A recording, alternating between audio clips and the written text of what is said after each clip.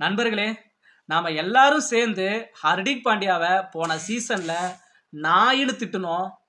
வெளியே போட ஹர்திக் பாண்டியா, நீ எல்லாம் ஒரு ஆளே கிடையாது அப்படின்னு திட்டுனோம். ஆனா இந்த சீசன்லயாவது ஹர்திக் பாண்டியாவை கொஞ்சமாவது என்கரேஜ் பண்ணலாம். இந்த சீசன்லயாவது நான் டாஸ் போட உள்ள வரும்பொழுது ஹர்திக் பாண்டியா ஹர்திக் பாண்டியான்னு கத்துங்க. நான் பேட்டிங்ல 6 அடிச்சேன்னா ஹர்திக் பாண்டியா மும்பை இந்தியன்ஸ் அப்படின்னு கத்துங்க. எனக்கு சப்போர்ட் பண்ணுங்க மக்களே அப்படின்னு ஹர்திக் பாண்டியா இப்ப வாயை திறந்து நம்ம எல்லார்கிட்டயும் ரெக்வெஸ்டா கேட்டிருக்காருங்க. நம்ம சப்போர்ட் பண்ணுவோம் ஹர்திக் பாண்டியாவுக்கு. ஒன்னு தெரியுதா, 10 வருஷமா இந்த மும்பை இந்தியன்ஸ் டீமோட கேப்டனா இருந்தது ரோஹித் சர்மா. ரோஹித் சர்மாக்கு 43 44 வயசு ஆயிடுச்சு. இனிமேலும் ரோஹித் சர்மாவை நம்ம மும்பை இந்தியன்ஸ் கேப்டனா போட்டுட்டு இருந்தோம்னா மும்பை இந்தியன்ஸ் தோத்துட்டே இருக்க வேண்டியதுதான். அதனால ஒரு யங்ஸ்டர் பிளேயர், ஒரு வயசு பையனா ஹர்திக் பாண்டியாவை நம்ம மும்பை இந்தியன்ஸ் டீமுக்கு கேப்டனா போடலாம் அப்படின்னு அம்பானி குடும்பம் தான் ஹர்திக் பாண்டியாவை கேப்டனா போட்டாங்க. அதுக்கு ஹர்திக் பாண்டியா எந்த தப்புமே பண்ணல. நாமளாம் சேர்ந்து ஹர்திக் பாண்டியாவை பயங்கரமா திட்டிட்டோம். ஏன்னா ரோஹித் சர்மாவோட கேப்டன்சியை புடுங்கிட்டான் ஹர்திக் பாண்டியா அப்படின்னு நம்ம ஹர்திக் பாண்டியாவை பயங்கரமா திட்டிட்டோம். ஆனா இதுல ஹர்திக் பாண்டியா என்ன தப்பு பண்ணனாருன்னு எனக்கு சத்தியமா சுத்தமா தெரியல. நம்ம எல்லாரும் எதுக்கு ஹர்திக் பாண்டியாவை திட்டணும் அப்படிங்கிறது எனக்கு தெரியவே இல்லை மக்களே. அவர் ஒன்னே ஒண்ணுதான் கேட்டாரு ஹர்திக் பாண்டியா, நான் மும்பை இந்தியன்ஸ் டீமுக்கு வரணும்னா நான் கேப்டனா தான் வருவேன், பிளேயராலாம் வரமாட்டேன் அப்படின்னு தான் கேட்டிருந்தாரு. அதுக்கு காரணம் குஜராத் டைட்டன்ஸ்ல அவர் கப்பு வாங்கி கொடுத்தாரு. யாருங்க குஜராத் டைட்டன்ஸ் ஓபன் பண்ண ஃபர்ஸ்ட் சீசன்லயே கப்பு வாங்கி கொடுப்பா? ஹர்திக் பாண்டியா தான் வாங்கி கொடுத்தாரு. சரிங்களா? அதனால ஹர்திக் பாண்டியா மேல தப்பு இல்லை மக்களே. இந்த டைம் ஆகுது நம்ம ஹர்திக் பாண்டியாவுக்கு கொஞ்சமா சப்போர்ட் பண்ணலாம். அவர் வாயை திறந்து நம்ம எல்லார்கிட்டையும் எனக்கு சப்போர்ட் பண்ணுங்க மக்களே அப்படின்னு கேட்டிருக்காருங்க. வர சனிக்கிழமை சிஎஸ்கேவுக்கும் மும்பை இந்தியன்ஸ்க்கு மேட்ச் இருக்குங்க. ஹர்திக் பாண்டியா தான் கேப்டன்சி. ஒன்று தெரியுமா, எனக்கு ரொம்ப ரொம்ப பிடிச்ச ஃபேவரட்டான பிளேயரே ஹர்திக் பாண்டியா தான்.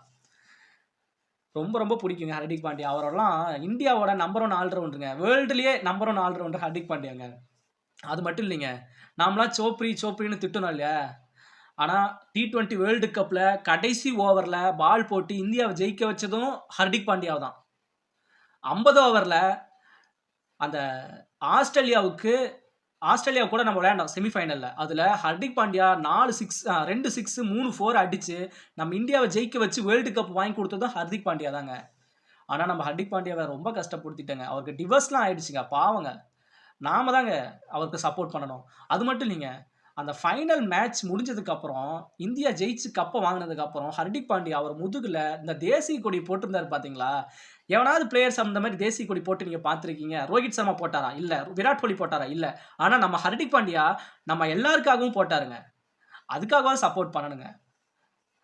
பாவங்க ஹர்திக் பாண்டியா. நம்ம இந்தியாக்காக விளையாடுறாருங்க. நம்ம சப்போர்ட் பண்ணி தாங்க ஆகணும். அது மட்டும் இல்லைங்க, மும்பை இந்தியன்ஸ் சிஎஸ்கே வந்து ஞாயிற்றுக்கிழமை விளையாட போகிறாங்க. தோனி வந்து அவரோட பேட் வெயிட்டை கம்மி பண்ணியிருக்காரு. தோனிக்கு ஒரு 45 வயசு ஆகுதுங்க. பாவம், அவர் பேட்டை தூக்கி விளையாட முடியாது இல்லையா? அதனால பேட் வெயிட்டை வந்து 1 கிலோ வரைக்கும் கம்மி பண்ணியிருக்கிறாருங்க. இப்போதான் பண்டோட அக்கா கல்யாணமும் நடந்துச்சு. அதில் தோனி போய் கலந்துக்கிட்டு மஜா பண்ணிட்டு வந்தார். பார்க்கறதுக்கே நல்லா இருந்துச்சு. அது மட்டும் இல்லைங்க, ருத்ராஜோட கேப்டன்சி போன சீசன்ல ரொம்ப மோசமாக இருந்துச்சு. சரி, இந்த சீசனாவது எப்படி இருக்குன்னு பார்ப்போம். அதே மாதிரி தாங்க மும்பை இந்தியன்ஸ் போன டைமு சொதப்புன்னு சொதப்பிட்டாங்க. இருக்கிற பாயிண்ட்ஸ் டேபிள்லேயே கடைசி இடம் மும்பை இந்தியன்ஸ் தாங்க. அதுக்கு காரணம் ஹர்திக் பாண்டியா தான் அப்படின்னு நம்ம எல்லாருமே திட்டிட்டோம். ஹர்திக் பாண்டியா பேட்டிங் விளையாட வரும்பொழுதும் பவுலிங் போட வரும்பொழுதும் ஏதாவது ஒரு கேட்ச் ஃபீல்டிங்கை மிஸ் பண்ணும் பொழுதும் நாய் போட வெளியே, நீ எல்லாம் ஒரு ஆளே கிடையாது, எங்கள் ரோஹித் சர்மாவோட கேப்டன்சியை பிடுங்கினவன் நீ தானடா அப்படின்னு நம்ம பயங்கரமாக திட்டின மக்களே. அதுக்காக நம்ம எல்லாருமே மன்னிப்பு கேட்டாச்சு. இந்த வேர்ல்டு கப்பில் ஃபைனலி ஜெயிச்சு கொடுக்கும்போதே நம்ம ஹர்திக் பாண்டியாட்ட மன்னிப்பு கேட்டுட்டோம் மக்களே. ஆனால் இந்த டைமு ஹர்திக் பாண்டியாவை நம்ம எல்லாருமே திட்ட வேண்டாம் மக்களே. நான் என் சார்பாக நீங்கள் எல்லாருமே ஹர்திக் பாண்டியாவுக்கு சப்போர்ட் பண்ணுவீங்க அப்படின்னு நான் நினைக்கிறேன். அது மட்டும் இல்லை, எனக்கு பிடிச்ச பிளேயர் ஹர்திக் பாண்டியா. உங்களுக்கு பிடிச்ச பிளேயர் யாருன்னு கமெண்ட்டில் போடுங்க, நான் பார்த்து தெரிஞ்சுக்கிறேன். அடுத்த வீடியோவில் நான் உங்களை மீட் பண்ணுறேன். பாய் மக்களே. இந்த வீடியோ பிடிச்சிருந்தா லைக் பண்ணுங்கள், கமெண்ட் பண்ணுங்கள், சப்ஸ்கிரைப் பண்ணிக்கோங்க. நெக்ஸ்ட் வீடியோவில் நான் உங்களை மீட் பண்ணுறேன் மக்களே. பாய்.